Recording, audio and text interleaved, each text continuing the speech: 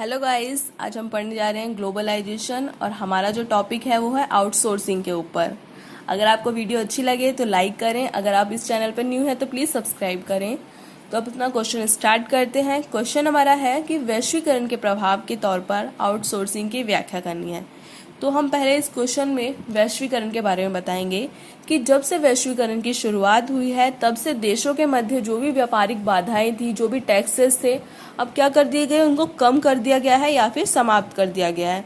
अब तेजी से वस्तुओं का, सेवाओं का अब प्रवाह होने लगा है एक देश से दूसरे देशों में। आज हम क्या है, तकनीकों का प्रवाह करते हैं अपने देशों में।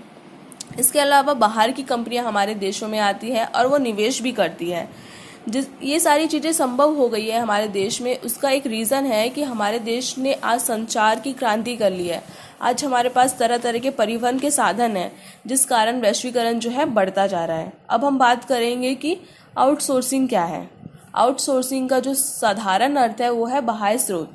जब हम किसी बाहर की कंपनी से कोई विशेष काम करवाते हैं या कोई सेवा प्राप्त करते हैं तब हम उससे आउटसोर्स कहते हैं। आउटसोर्स को आपको हिंदी में भी क्वेश्चन आ सकता है कि बाह्य स्रोतीकरण क्या है। तो इसमें क्या होता है कि जब एक कंपनी कोई विशेष कार्य बाहर से करवाना चाहती है तो उसे वो आउटसोर्स कर देती है, वो बाहर की कंपनी को सौंप देती है। इसके भी बहुत से रीज़न है कि हम आउटसोर्स क्यों करते हैं। आउटसोर्स भी दो तरीके के होते हैं, एक ऑनशोर्स एंड दूसरा होता है हमारा ऑफशोर। ऑफ शेयरिंग का मतलब होता है कि जब हम किसी काम को बाहर के देश की कंपनी को सौंप देते हैं तो हमारा ऑफ शेयरिंग कहलाता है। और ऑन शेयरिंग का मतलब होता है कि जब हमारी एक देश के अंदर एक कंपनी है, जब हम उसी देश की किसी अन्य कंपनी को वो काम सौंप देंगे तो हमारा वो कहलाएगा ऑन शेयरिंग। तो अब हमारा जो मेन टॉपिक है आउटसोर्सिंग के ऊपर है, तो हमें आउटसोर्सिंग को और डीपली समझना होगा। तो आज के टाइम में क्या है कि भारत जो है वो आउटसोर्सिंग के लिए एक सहयोगी और पसंदीदा क्षेत्र बन गया है, क्योंकि इसके कुछ रीजंस भी हैं, वो भी हम पढ़ेंगे। आउटसोर्सिंग करने के कुछ लाभ होते हैं और पहला लाभ जो है इसका वो है कम लागत। कोई भी कंपनी जो होती है वो किसी भी काम को बाहर की कंपनी को इसलिए सौंपती है ताकि उसकी लागत, उसकी कॉस्ट जो हो कम आए, उत्पादन लागत में कमी आए। आजकल जैसे हमने अभी पढ़ा कि जो इंडिया जो है वो आउटसोर्सिंग के लिए एक बहुत अच्छा केंद्र बन चुका है। तो बाहर की विकसित कंपनियां जो होती है वो हमारे देश में कुछ कामों को सौंप देती है, और बाहर की जो विकसित कंपनियां होती हैं उन्हें पता है कि यहाँ पर जो उत्पादन लागत है इंडिया की वो कम है, इसलिए वो अपने पैसों को बचाने के लिए वो आउटसोर्सिंग कर देती है और उनके जो प्रोडक्ट्स होते हैं उन पे कॉस्ट भी कम लगती है। ये इसका पहला एडवांटेज था। दूसरा हमारा पॉइंट है कि श्रम की सस्ती लागत। जैसे कि हमें पता है कि इंडिया में जो श्रम है बहुत ही सस्ता है।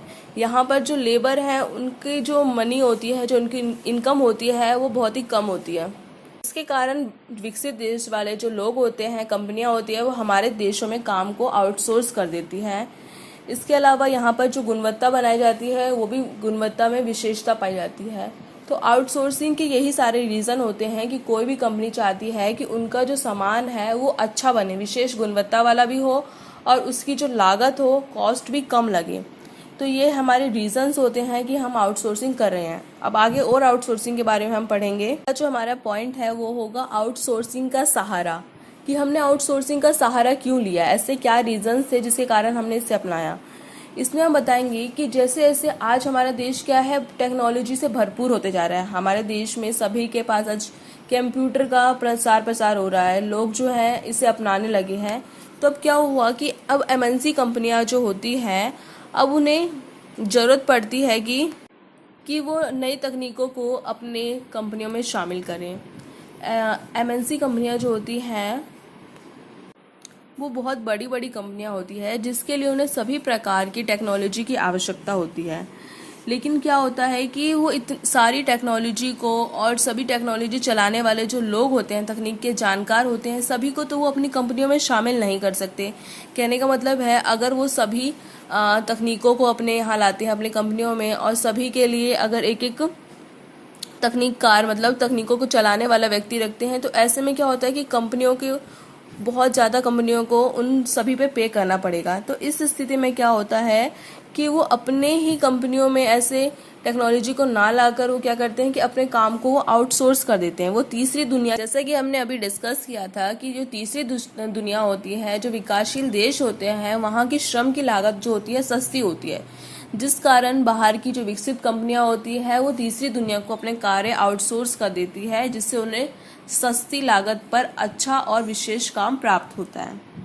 आउटसोर्सिंग के कारण अब महाद्वीपों के जो संबंध थे वो भी जुड़ने लगे। क्या ही मतलब यहाँ पे है कि जो देश थे वो आपस में जुड़ने लगे। आउटसोर्सिंग के कारण हम कोई काम जब दूसरे देश को देते हैं तो हमारे संबंध उन देशों से भी बनना शुरू हो जाते हैं। तो ये भी एक रीज़न हो गया आउटसोर्सिंग के कारण देशों का आपस में जुड़ना अथवा अर्थव्यवस्था का एकीकरण होना।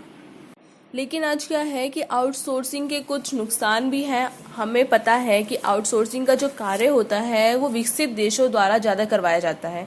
विकसित देश विकासशील देशों में कामों को अपने भेज देते हैं, तो क्या होता है कि वहाँ के जो विकसित देशों के लोगों के रोज़गार हैं वो छिनते जा रहे हैं, क्योंकि विकसित देश वाले चाहते हैं कि उनका काम जो है वो कम कॉस्ट पे हो जाए, इसलिए वो बाहर हमारे देशों की कंपनियों को आउटसोर्स कर रहे हैं। लेकिन उनके देश के जो रोज़गार हैं वो ही वहाँ के लोगों से छीनते जा रहे हैं। अमेरिका की बात की जाए तो अमेरिका में आज बहुत से लोग इस कारण बेरोजगार भी हो रहे हैं। इसके लिए कई आंदोलन भी किए गए थे आउटसोर्सिंग को ख़त्म करने के लिए।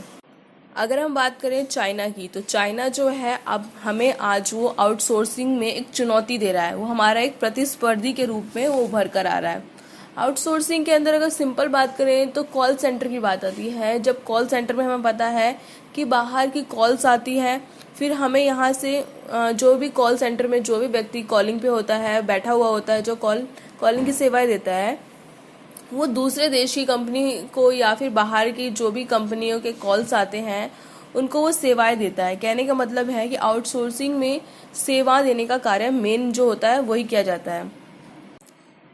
अब बात करते हैं कि इंडिया में जो आउटसोर्सिंग है वो इतना फल फूल क्यों रहा है। आउटसोर्सिंग को हम बीपीओ भी कहते हैं, बिजनेस प्रोसेस आउटसोर्सिंग।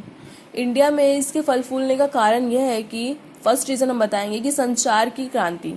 कि हमारे देश में संचार के साधन और परिवहन के साधन ये दोनों ही हमें पता है तेज़ी से बढ़ रहे हैं। लेकिन हम आउटसोर्सिंग में बात करते हैं संचार क्रांति की। आज टेलीफोन है, हमारे पास मोबाइल है, इंटरनेट है, सैटेलाइट है, तो ये सारी इन सब चीज़ों के कारण क्या है आउटसोर्सिंग जो है वो पॉसिबल हो पाया।